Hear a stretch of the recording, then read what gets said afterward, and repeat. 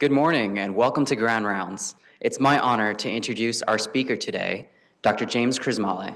Dr. James Crismale is a transplant hepatologist in the Recanati Miller Transplant Institute at Mount Sinai. After completing his medical school at Rutgers Robert Wood Johnson in New Jersey, he went on to complete his internal medicine residency and GI and transplant hepatology fellowships here at Mount Sinai. During that time, he served as chief resident in internal medicine and chief fellow in transplant hepatology. He's currently the APD for Transplant Hepatology Fellowship Program.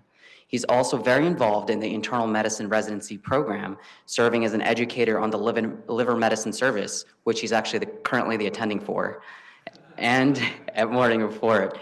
He also serves as a mentor for many of our residents interested in careers in GI and is responsible for more than a few budding transplant hepatologists.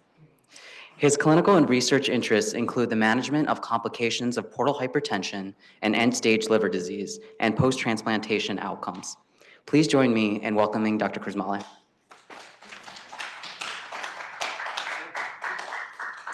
All right. Well, thank you very much for that kind introduction. Having done all of my training here, I always feel very honored to be asked to present at Grand Rounds and very humbled to do so as well. So thanks for having me. All right, so we're going to talk about updates in portal hypertension today. I have no disclosures. Our objectives for the next hour or so are going to be to briefly review the pathophysiology of portal hypertension, to discuss some techniques for the non-invasive diagnosis of clinically significant portal hypertension, which is something that's become a big part of our practice, to review treatments for portal hypertension, and to talk about some ways we can hopefully prevent decompensation in patients with cirrhosis, and finally, to explore the use of Terlipressin, which was only recently FDA approved for the management of hepatorenal syndrome here in the US.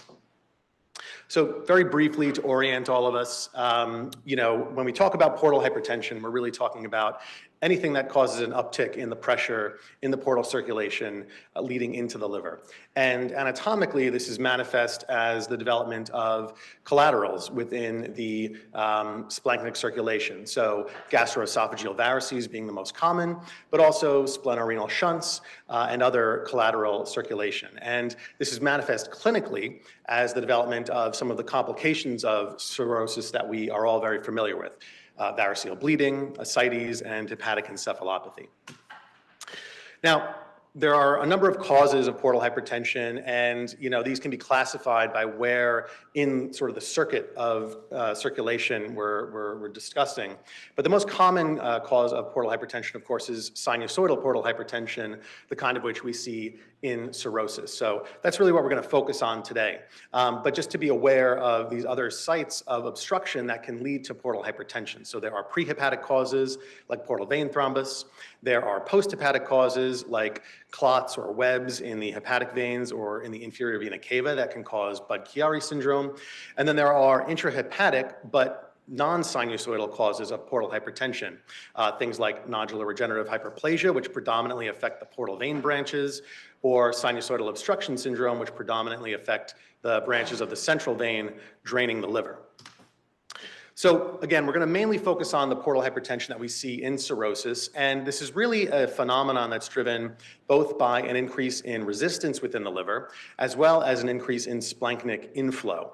So all of this starts with a change in both the architecture and some of the vascular function of the liver. So in cirrhosis, you get, scar tissue all throughout the liver, and that causes hepatocytes to be organized into these regenerative nodules. And this architectural change leads to pressure on the sinusoids, which obstructs flow.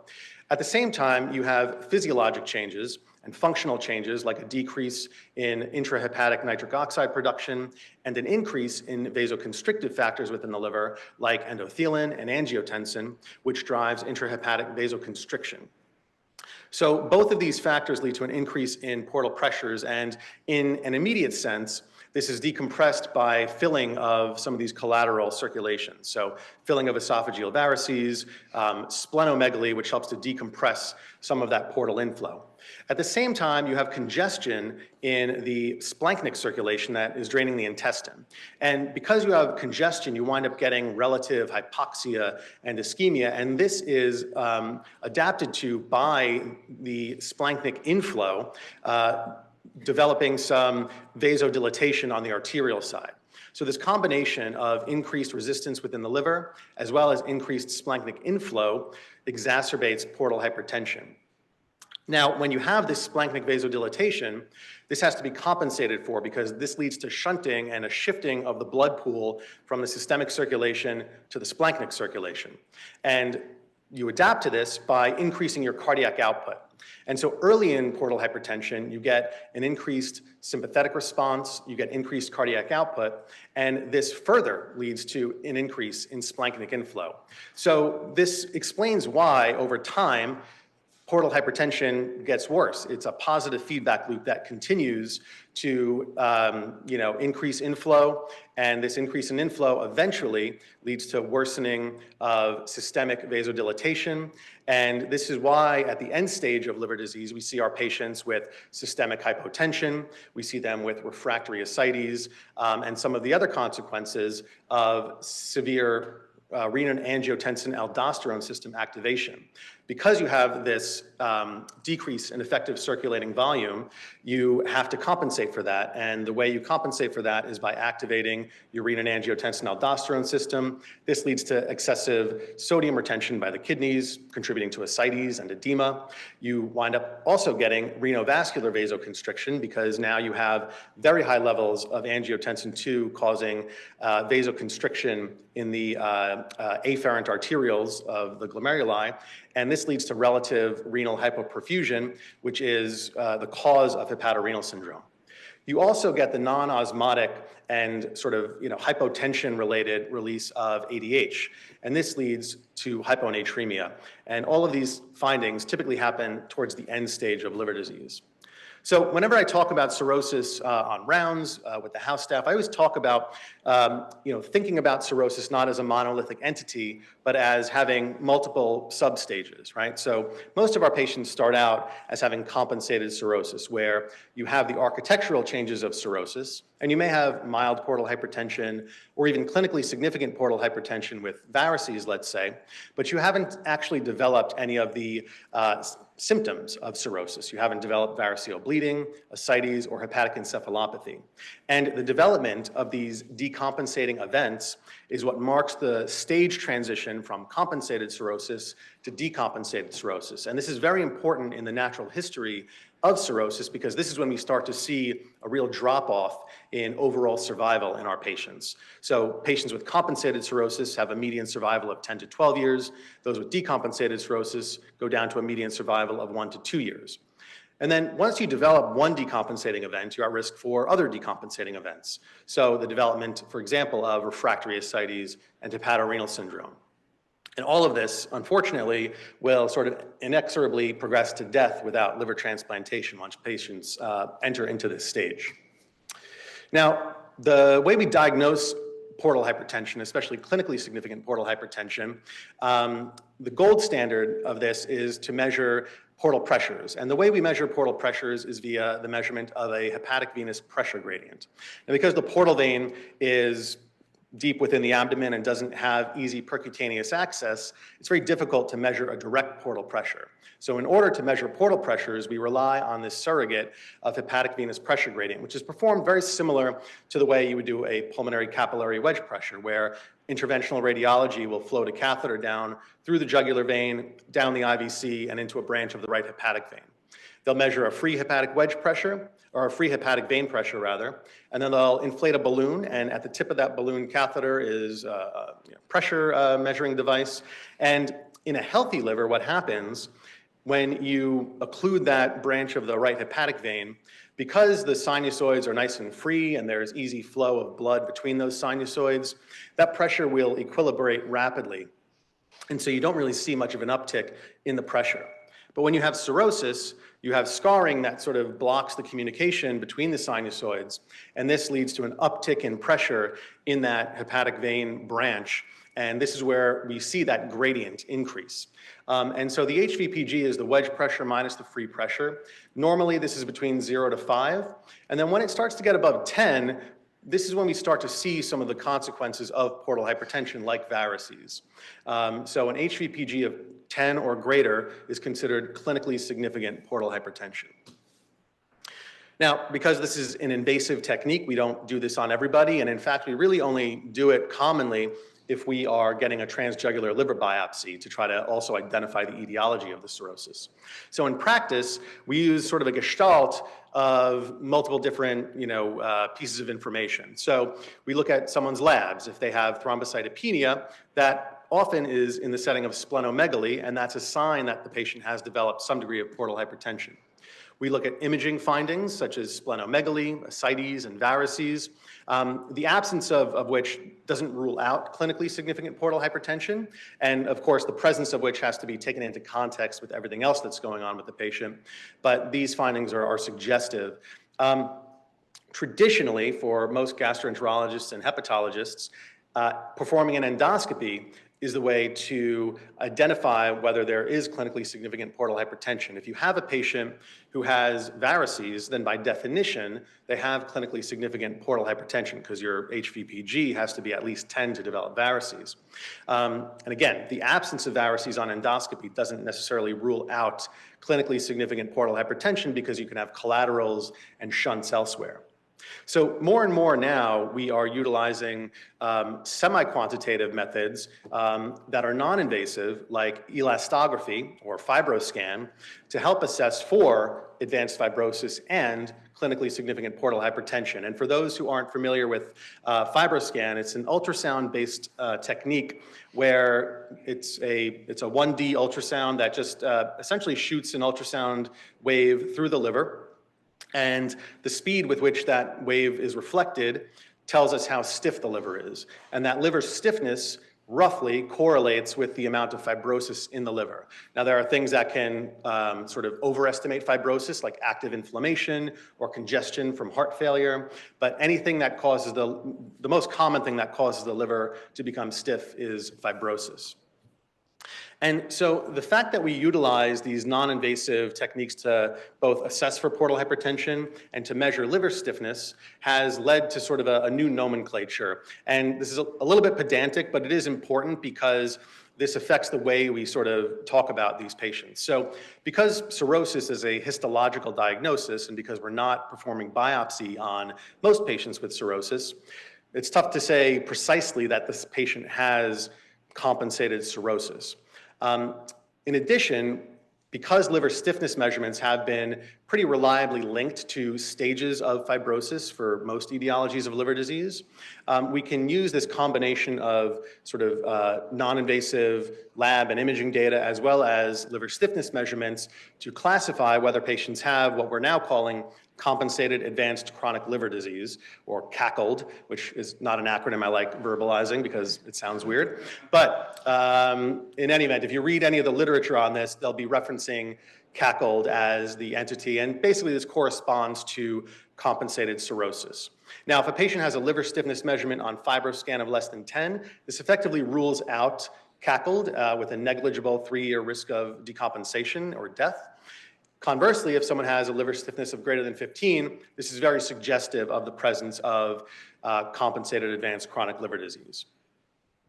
In addition, there are emerging data suggesting that we can pretty reliably identify patients who have clinically significant portal hypertension by using transient elastography. So this helps to avoid doing invasive procedures like endoscopy on patients.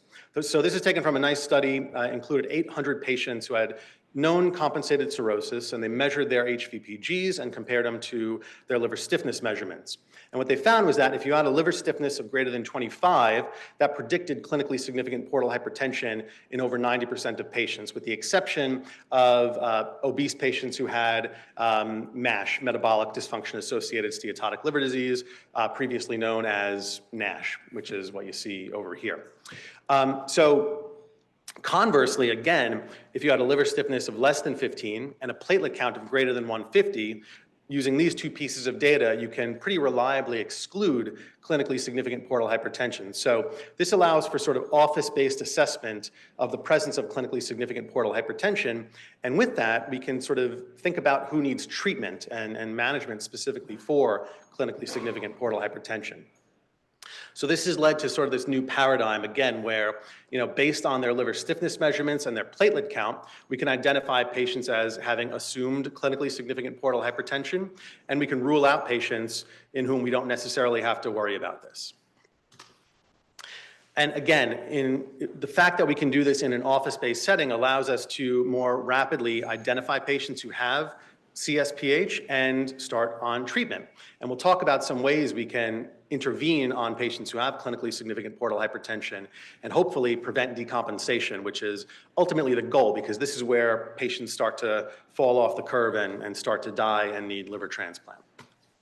So how do we prevent decompensation? So two broad categories. We can fix what's causing the liver problem, right? So we can treat the underlying cause of inflammation and fibrosis and hopefully get some reversal of that fibrosis. And if we can reverse fibrosis, we can ultimately reverse portal hypertension. So this takes the form of curing a patient with hepatitis C, of getting someone to stop drinking alcohol, or getting patients to lose weight if they have metabolic dysfunction-associated liver disease.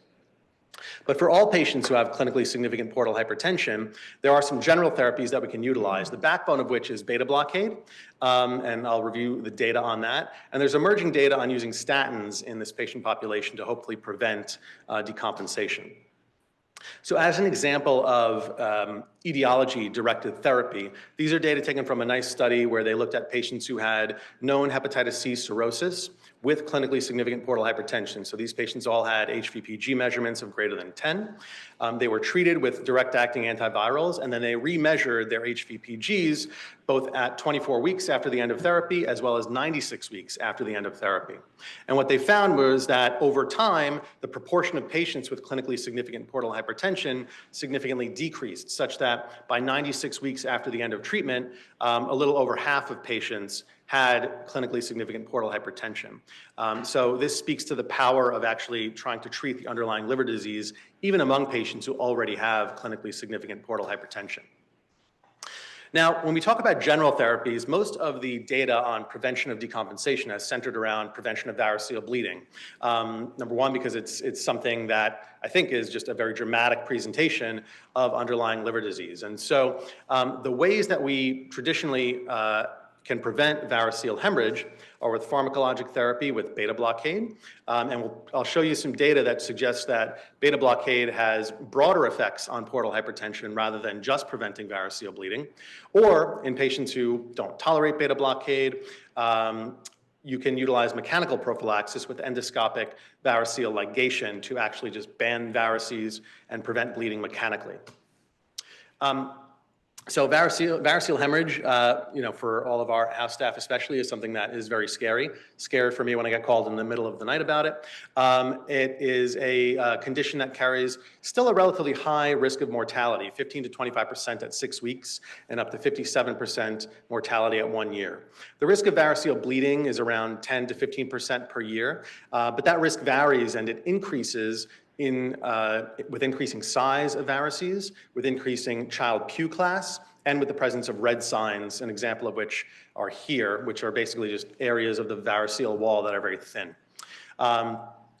Once a patient bleeds from varices, the risk of rebleeding without treatment, and this means without effective secondary prophylaxis, is around 60% within 1 to 2 years of the index bleed. I have the Child-Pugh class up here just because we'll be referencing this. Just to remind everybody, the Child-Pugh class is an older scoring system to assess the severity of cirrhosis. But it is utilized in many studies, especially when we're talking about TIPS placement in variceal bleeding. So it includes things like the degree of encephalopathy and ascites, and the degree of elevation in the bilirubin, albumin, and protime. Okay, so because variceal hemorrhage is a pressure-related phenomenon, the goal is to reduce the pressure in the portal vasculature.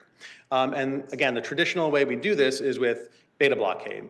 We have our traditional non-selective beta blockers like propranolol and nadolol, which have beta 1 and beta 2 blockade. And these reduce portal pressures by, number one, reducing heart rate and reducing cardiac output via the beta 1 blockade, and via allowing for unopposed alpha agonism in the splanchnic circulation, causing splanchnic vasoconstriction. And both of these act to reduce splanchnic inflow. I'm going to show you some data that suggests that carvedilol really should be our beta blocker of choice, however, because this acts not only on beta 1 and beta 2 receptors, but it also has alpha blockade that leads to intrahepatic vasodilatation and a decrease in intrahepatic resistance and lowers the portal pressure more than your traditional beta blockers. So these are our old data from over 30 years ago showing that reducing portal pressures with beta blockers reduces the risk of variceal hemorrhage. The goal is to try to bring the HVPG to less than 12 because that's where we see variceal bleeding start to happen. However, even a reduction in the HVPG by at least 20% from baseline is shown to independently reduce the risk of variceal bleeding. If we're using traditional beta blockers like propranolol and nadolol, we try to titrate it to a heart rate between 50 to 60. That's not because there's any correlation with the HVPG, but because that's usually the maximum dose that patients can tolerate. Even if patients can't tolerate a reduction in the heart rate between 50 to 60, if you can reduce the heart rate by 25%, that's also associated with a reduced risk of bleeding over 2 years and a lower occurrence of fatal bleeding. So even modest reductions in heart rate with beta blockade can be very effective.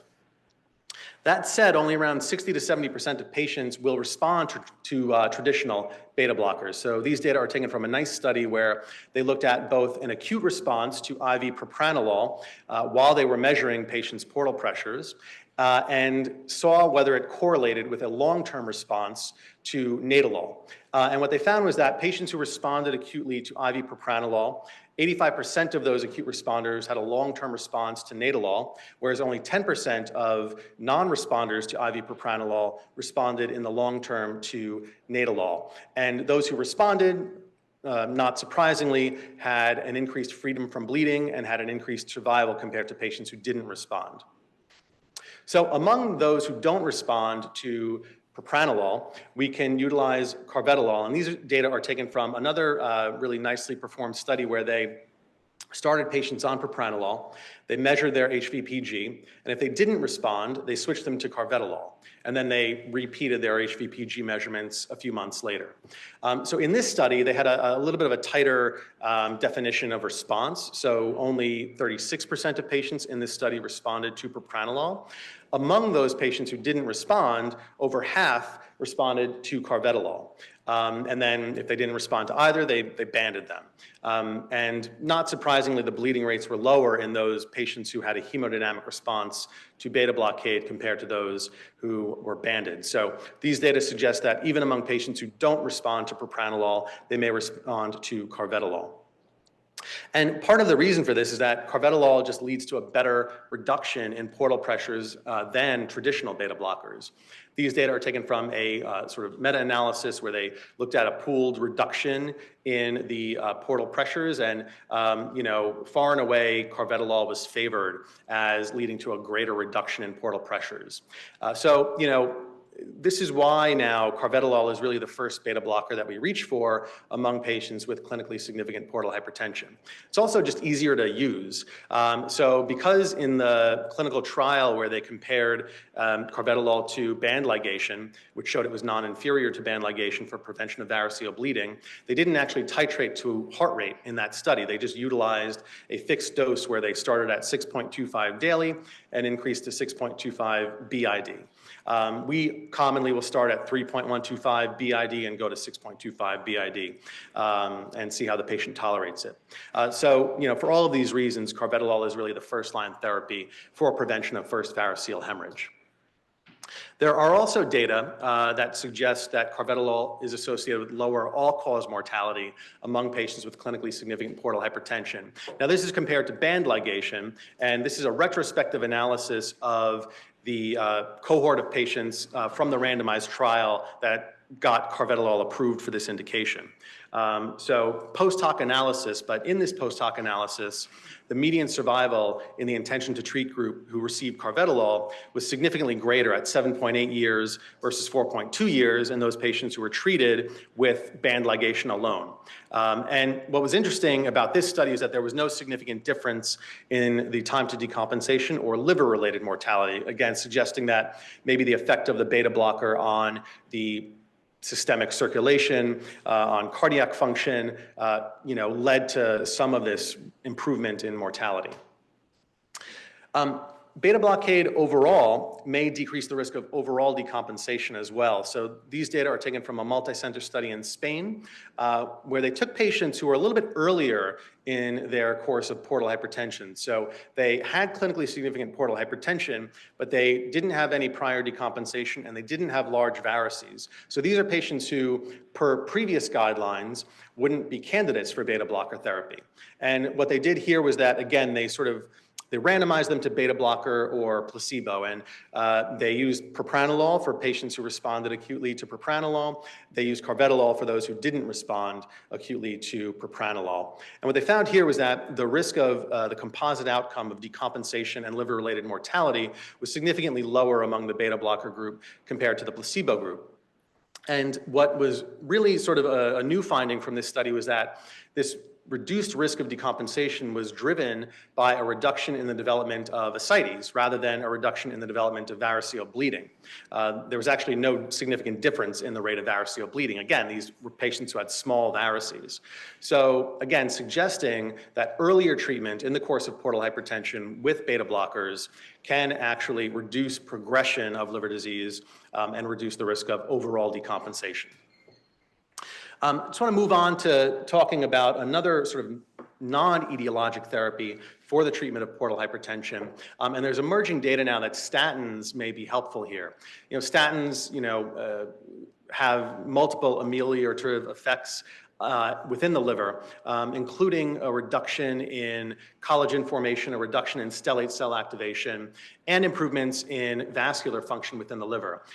Leads to increased sensitivity to intrahepatic vasodilators and reduced thrombogenesis, which does also play a role in the functional development of portal hypertension. So the thought here is that you can utilize statins, perhaps in combination with beta blockers, to reduce the risk of progression of portal hypertension and decompensation. When we look at meta-analyses looking at patients who have received statins who have compensated cirrhosis, and these data are taken from a meta-analysis that looked at 3 randomized trials and 10 observational cohort studies, across the board, statins led to a reduced risk of progression of portal hypertension, a reduced risk of decompensation, and a reduced risk of all-cause mortality. Interestingly, most patients in the studies analyzed in this meta-analysis had viral hepatitis or alcohol-related hepatitis. Not too many patients had MASLD or MASH, and one would suspect that the mortality benefit in those patients is even higher than in those who have viral hepatitis or alcohol-associated liver disease. So I think these data really suggest that statins may be helpful in these patients. These are data taken from a more recent study where they looked at the large VA cohort called VOCAL, which has been utilized for a number of studies in liver disease.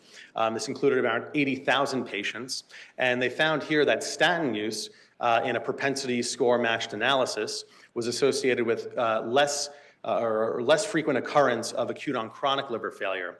And this was true when you looked at sort of binary statin exposure versus no statin exposure, and patients actually who had a longer exposure to statins at a relatively higher dose. So this was looking at sort of a milligram per month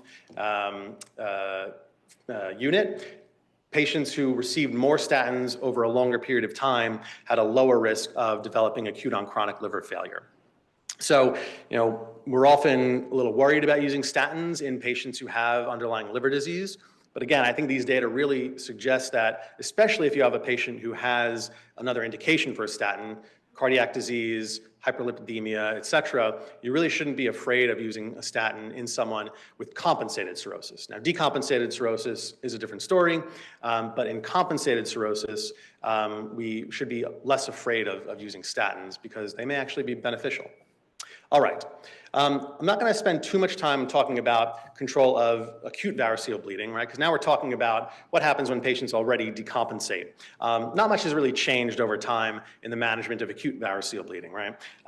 We want to get these patients triaged to an ICU. We want to transfuse them using a restrictive transfusion strategy. This is the data from the landmark New England Journal paper from 10 years ago that suggested a goal of 7 was adequate for resuscitation in patients who have variceal bleeding. And we want to avoid excess transfusion of products like FFP and platelets because, you know, again, variceal bleeding is a pressure-driven phenomenon, and if you fill up the tank too much, it's going to overflow. And so you really want to be careful with transfusing excess products. We utilize vasoactive therapy like octreotide, which is a somatostatin analog that helps to cause splanchnic vasoconstriction by inhibiting actually glucagon, which causes splanchnic vasodilatation. And the use of octreotide in this setting leads to a lower risk of 7-day mortality, improved hemostasis after endoscopy, and lower transfusion requirements. All patients who have variceal bleeding, or really any GI bleeding and cirrhosis, should receive antibiotic prophylaxis with ceftriaxone at least. And this leads to a reduced risk not only of SBP, spontaneous bacterial peritonitis from translocation, but also reduces the risk of rebleeding. The reason for that is that when you have bacterial translocation into the portal circulation, this activates toll-like receptors on stellate cells that further cause intrahepatic vasoconstriction. So antibiotic prophylaxis in this setting also reduces variceal rebleeding. Endoscopy in these cases should be done as soon as possible, not more than 12 hours after presentation. And we utilize band ligation really as the treatment of choice. In older literature, they talk about sclerotherapy. We don't really do that commonly anymore. In patients who have variceal hemorrhage refractory to endoscopic therapy, we can utilize balloon tamponade with a Blakemore tube. That's really only done for refractory variceal hemorrhage, and it's done as a bridge to a more definitive therapy like transplantation or placement of a TIPS, transjugular intrahepatic portosystemic shunt, which we'll talk about. Now, when someone recovers from variceal bleeding, it's very important that they get secondary prophylaxis with combination therapy with beta blockade plus serial band ligation. Now, this is different than primary prophylaxis where you can utilize monotherapy with either medications or band ligation. For secondary prophylaxis, you really need both. So this is a belt and suspenders kind of approach. For serial band ligation, patients really should be banded every 2 to 4 weeks until you eradicate the varices completely. So for our patients who come in onto the service, it's very important that we give them a follow-up endoscopy appointment after they recover from their bleeding so that they can reliably get rebanded after they recover. And this support for combination therapy has been borne out in several studies, including a recent meta-analysis that suggests, yes, combination therapy is beneficial compared to band ligation alone versus medications alone. Although the caveat here is that the lion's share of the reduction in bleeding risk is really driven by utilizing beta blockade. So this is a key element of secondary prophylaxis. And when we talk about which beta blocker to use, again, carvedilol seems to win the day here. These data are taken from a recent randomized trial where they compared using propranolol versus carvedilol in the setting of secondary prophylaxis for variceal hemorrhage.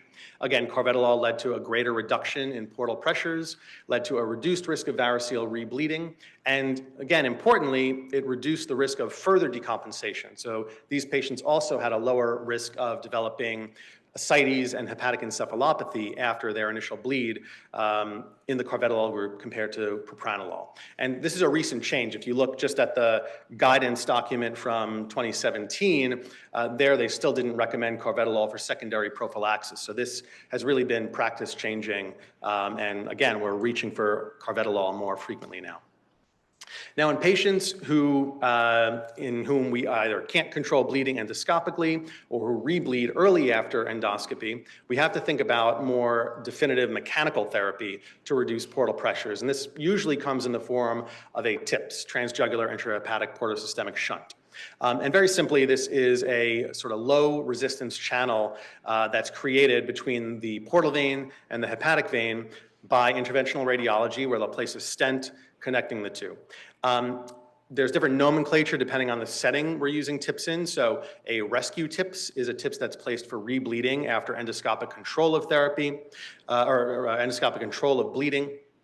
A salvage TIPS is when it's placed for uncontrolled bleeding during endoscopy. This is usually the patient who needs a Blakemore tube and then has to be taken swiftly to IR. If a patient requires a TIPS in one of these settings, rescue or salvage, their 6-week overall survival is not great, 58 to 67%, with an overall risk of rebleeding of around 16%. The complications we worry about most frequently with TIPS placement are hepatic encephalopathy, which develops in about 30% of patients, and the development of synthetic dysfunction, owing to relative ischemia that happens when you are shunting oxygenated blood now around the liver, essentially, without oxygenating those hepatocytes. Now, there's increasing data for the use of TIPS before these kinds of consequences have a chance to happen. And this is what we call preemptive or early TIPS. So there are certain patients who are at very high risk of rebleeding, even after endoscopic control of therapy. And those include patients who are child B cirrhotics, who have active bleeding at the time of endoscopy, and patients with child C cirrhosis. And so this is a landmark study from many years ago now, where they randomized patients to either receive an early TIPS placement within 72 hours of control of bleeding, or standard of care with medications plus endoscopy. And there was a clear reduction in rebleeding and a clear improvement in survival in the patients who received early TIPS placement. And this has been looked at in a number of subsequent studies. This is a recent meta-analysis that looked at both randomized trials as well as observational studies for the use of preemptive TIPS. And this was an individual patient data meta-analysis. And whether you separate it out into the randomized trials or into the observational studies, or you pool them together, there's a clear improvement in survival, risk of rebleeding, and ascites in patients who receive a preemptive TIPS placement, with a relatively good number needed to treat of 6 to prevent 1 mortality at 1 year. So this is not something that we traditionally do very frequently. Again, it's a very narrow patient population, but in patients who meet these criteria, it's probably something that we as a institution and as a sort of community of practice should be doing a little more frequently. There was a trend toward an increase in the risk of encephalopathy in patients who received preemptive TIPS, although it wasn't statistically significant. So again, this is something where we probably should be utilizing this a little bit more. Okay, I'm going to shift gears a little bit here to discussing, again, one of these more end-stage complications of portal hypertension, hepatorenal syndrome. Now, this really only occurs in patients who have very advanced portal hypertension. So you're not going to see hepatorenal syndrome in a patient who is normotensive, just walking around with compensated cirrhosis. This is really a condition that develops in patients who are at the end stage of their portal hypertension, who have severe systemic vasodilatation and hypotension, and often accompanied by refractory ascites and hyponatremia. The reason for this is that hepatorenal syndrome is really driven by this excessive renin-angiotensin-aldosterone system activation, which leads to renovascular vasoconstriction and a decreased GFR. So this looks very much like a pre-renal etiology of AKI, but it has this underlying functional difference where there's excessive renovascular vasoconstriction.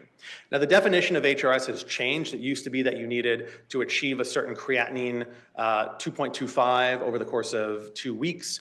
That's been sort of done away with because that was identifying patients really late in the course of hepatorenal syndrome. So now we just utilize the diagnostic criteria that the kidney societies use of an increase in the creatinine by 0.3 within 48 hours, or an increase in the creatinine by at least 1.5 times the baseline over the course of 7 days.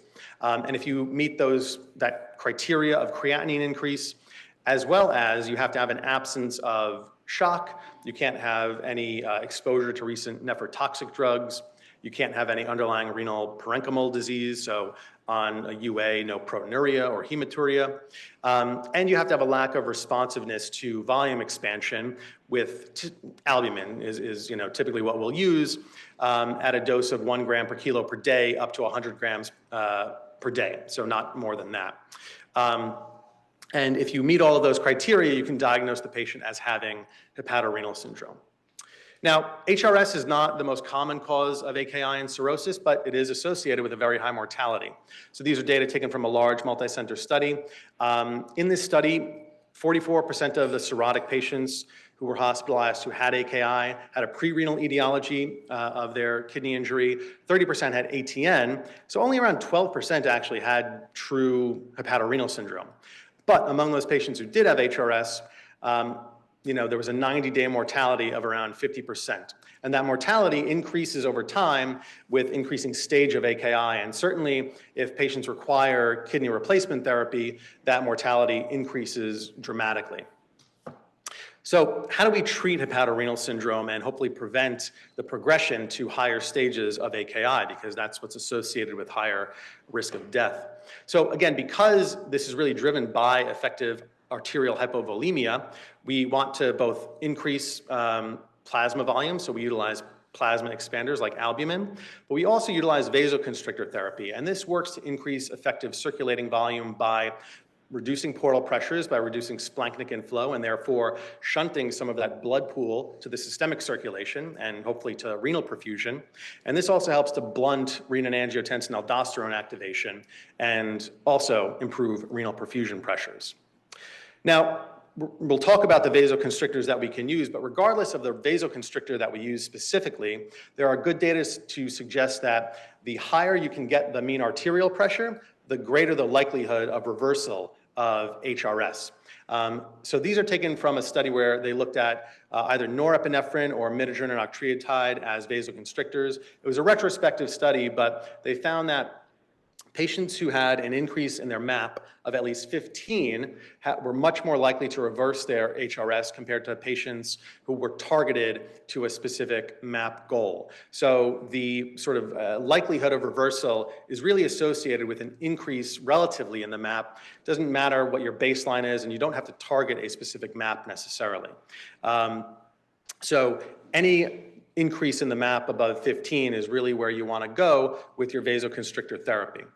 Now, traditionally, for vasoconstrictor therapy, we'll utilize midodrine and octreotide. And we do this because it's relatively easy to use, these drugs are relatively safe, and they can be given on the floor. Midodrine works by causing just alpha-1, or mitigating vasoconstriction by alpha-1 activity, and octreotide, again, allows for splanchnic vasoconstriction by inhibiting glucagon.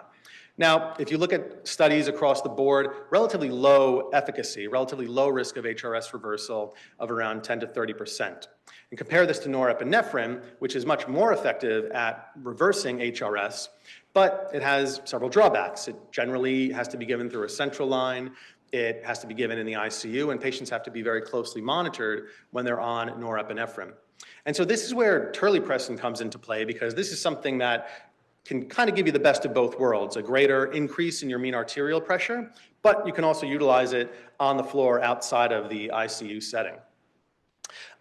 So Terlipressin was finally approved for use a few months ago. It went through several clinical trials in the US and had to overcome several hurdles to get approval. It finally got confirmed after the results of this confirmed trial came out. This was a multi-center randomized trial where they compared patients who received Terlipressin plus albumin to those who received placebo. Here they utilized the older definition of HRS, where they had to have a doubling of their serum creatinine to at least 2.25 within 2 weeks.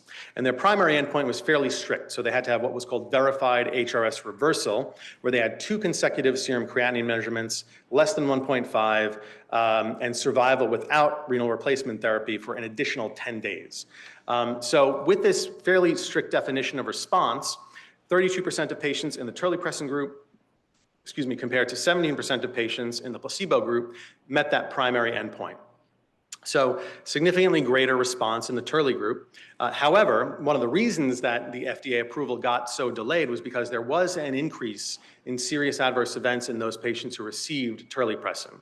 And the biggest concern was that there was an increased rate of death due to respiratory failure at 90 days in the Terlipressin group compared to the placebo group. Now, the reason for this is probably because Terlipressin, it's very effective vasoconstrictor, but it purely increases afterload, whereas norepi, for example, increases both afterload and cardiac output.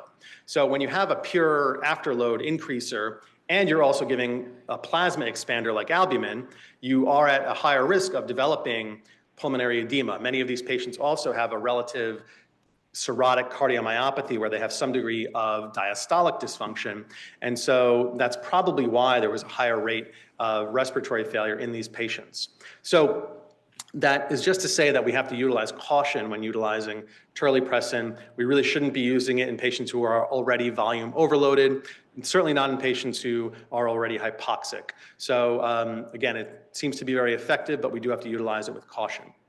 Now, I made reference earlier to the fact that, in order to achieve reversal of HRS, it's important to treat it early in the course of the disease process. And so these are data taken from a pooled analysis of the randomized trials that got Terlipressin approved. And they looked at the likelihood of HRS reversal at different starting baseline creatinines. And what they found was that the likelihood of HRS reversal was significantly greater if Terlipressin was started at a creatinine of less than 3, whereas if you start it at a creatinine, once the creatinine is over 5, very, very unlikely to get reversal of HRS. So the earlier in the course of the disease process that this agent is started, and I would say this generalizes to all vasoconstrictor therapy for HRS, the earlier it started, the more likely you are to reverse the process. Terlipressin is also associated with a lower utilization of kidney replacement therapy compared to placebo. And I think this is a really important point because, one of the things that we worry about, especially among transplant candidates, is the need for dialysis post-transplant. Patients who require post-transplant are at an increased risk of infections because they have another line in. They're at an increased risk of other complications, and these are patients who are already immunosuppressed in the ICU at risk of complications. And so if we can reduce the risk of them requiring dialysis post-transplant, that's a very good thing. And so again, these are data taken from pooled analysis of these randomized trials. They found that overall, the need for renal replacement was lower in the Terlipressin group. And again, importantly, the need for post-transplant renal replacement was lower in the Terlipressin group. So again, if we can save some of these patients the need for dialysis post-transplant, that may help to reduce overall complications and lengths of ICU stay and things like that. One important point here is that there was also no difference in the rate of transplant. One of the concerns in the transplant community with using Terlipressin and actually having an effective treatment for HRS is that because the creatinine is part of the MELD score, which helps us to allocate organs and gives patients priority on the waiting list, if you reduce their creatinine, you're going to drop their MELD score. And so one of the concerns is that, maybe in some of these patients who need transplant, we don't want their kidneys to get better because we want them to get transplanted. But from these data, there was no difference in transplant across these studies. So this helps to sort of assuage some of these concerns regarding the use of Terlipressin in transplant candidates. Finally, one of the big concerns that we've sort of run into when discussing trying to get Terlipressin on formulary here is the cost. So it is a very expensive drug. It is about $26,000 for a course of treatment, and that's just for 6 days of Terlipressin. There are some patients on our service who we've treated for much longer than that, so really running up the tab there. And you compare that to something like Minogen and octreotide, which is like $3,400 for a course of treatment. So these data were from a cost effectiveness analysis. So this is all modeling data, but while the total cost per hospitalization is higher for Terlipressin, it was lower than norepinephrine, again, because you don't need to be in ICU to receive Terlipressin, so you're not taking up an ICU bed. And if you look at the cost per response, it's lowest for Terlipressin, again, compared to norepi, probably because you're not taking up an ICU bed, because Terlipressin and norepinephrine are roughly equivalent in the rate of response to HRS, for HRS treatment, but it's much, much cheaper per response than midodrine and octreotide because not that many patients respond to midodrine and octreotide. All right, so I'll end there. In summary, we're utilizing a lot more non-invasive testing for the diagnosis of clinically significant portal hypertension, and this has become a big part of our practice. The early initiation of pharmacologic therapy for clinically significant portal hypertension can significantly help to reduce the risk of overall decompensation, not just bleeding. We probably should be utilizing preemptive TIPS placement a little bit more frequently than we are to help reduce the risk of variceal rebleeding and mortality. And we finally have Terlipressin, just like the rest of the world has had for the past 30 years. And it is available here on non-formulary request, but we do need to watch for some of the complications of Terlipressin use. And with that, I'll end, and I'm happy to take questions.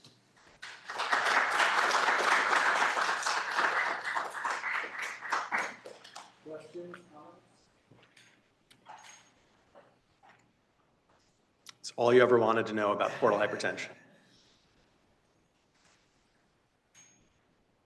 Yeah. Hi, Dr. Crismale, thank you. Hey. Could you go back to the slide where it showed the differential in creatinines? Sure. Yeah, go for it.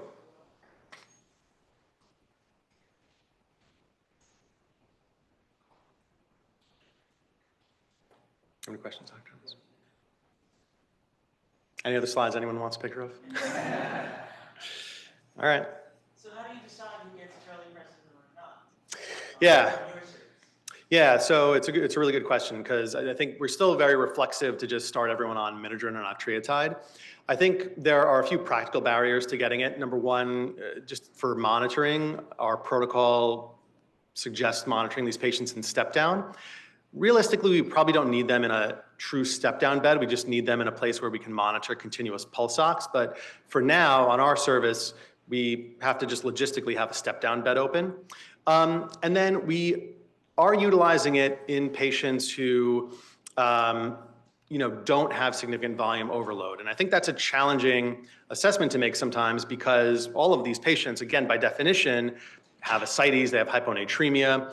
And so, it really is, it's a bit of a gestalt, but I would say we're really targeting patients who are, not transplant candidates at the moment because, for a lot of those patients, we tend to be a little bit permissive with allowing their creatinine to go up because we want them to get transplanted. And so it's really in patients, who we're really trying our hardest to avoid dialysis in.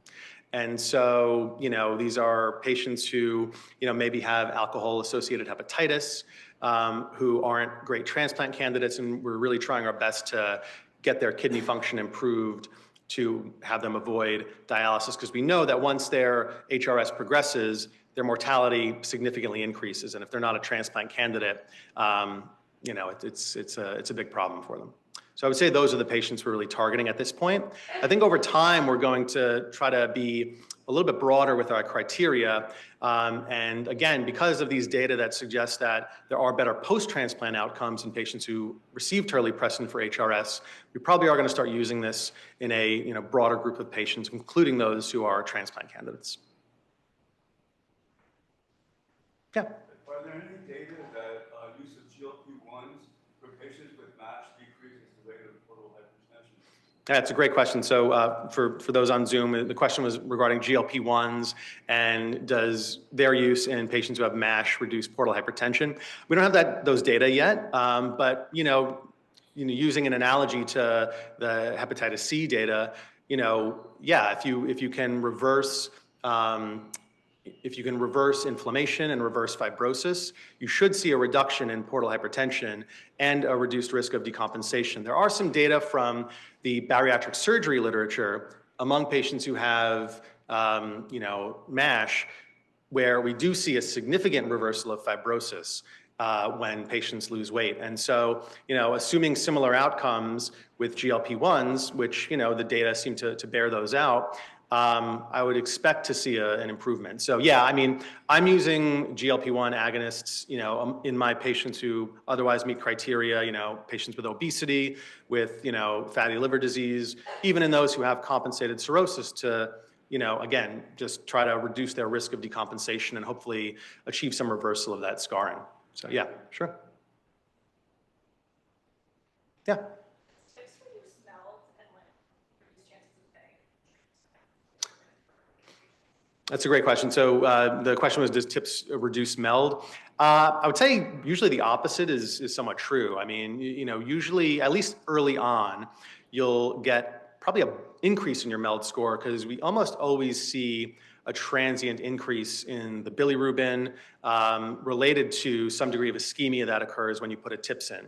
And so at least transiently, you get an increase in your MELD score. It doesn't really affect your chances at getting a transplant. And I think one of the sort of caveats when we're thinking about patients who meet criteria for early TIPS placement is these are patients, again, it's a very select group of patients who are child, again, B or C cirrhosis, but these aren't patients with MELDs of 30 or greater, right? So these aren't your patients who are, sort of close to transplant, who come in with bleeding, who, we would put a preemptive TIPS in. These are patients who otherwise have well-preserved synthetic function in their liver, and, who meet these sort of child Pew cutoffs. So, the patients who normally we would do this in usually have a baseline MELD of less than 20, right? So these aren't patients who are very close to transplant anyway. And the idea here is if their only decompensation is variceal bleeding, then, they probably can avoid a transplant in at least the short term with a TIPS placement when you reduce their portal pressures. Yeah. And lastly, as an HIV doc, Yeah. we have recent data that's showing that the use of moderate intensity statins really help reduce the risk of major cardiovascular events, even for people who wouldn't meet criteria by ASC. So thinking of statins as magic now, I remember your statin, your VA cohort saying that statins help. So even if it's not for cardiovascular deaths, Exactly. The HIV study, is there some thought that maybe people with cirrhosis shouldn't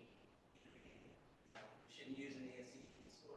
Maybe all of them should have moderate intensity. Yeah, it's a really great question. I mean, I think these data suggest that. I don't think that study necessarily has been done looking at cardiac outcomes specifically in those patients, yeah, exactly. I mean, there's definitely data. So one of the randomized trials that was included in that meta-analysis, they looked at simvastatin. The primary endpoint of this, it was a negative study because the primary endpoint was a reduced risk of bleeding, but overall mortality in that randomized trial was improved in patients who received simvastatin. So I think the study just needs to be done with that as the primary endpoint, but I definitely think that as we get more data with this, we probably will be moving towards that, So yeah, it's they are magic. So. Okay. Exactly. Or how the liver metabolizes. Yeah. Pretty impressive. And I think it's still, that needs to get out there because I think there are still, a lot of, especially in the community, a lot of primary care docs, even a lot of GI doctors who, they see cirrhosis and they see a statin and then it's immediately, they stop it. And I think that's probably not the right thing to do. I think, like all patients, you have to assess their risk. And, I didn't include this slide for time, but there was a sort of a study just looking at frequency of statin prescriptions and in patients listed for transplant who otherwise had an indication for a statin, so otherwise had CAD, only 23% of those patients were on a statin. And so, again, I think that is, well-intentioned, but not necessarily supported by the data. So I think we have to, do a better job of sort of exploring that. And I think as time goes on, we will probably be a little more liberal with our statin use in our patients. Thanks, everybody. Thanks. Yeah.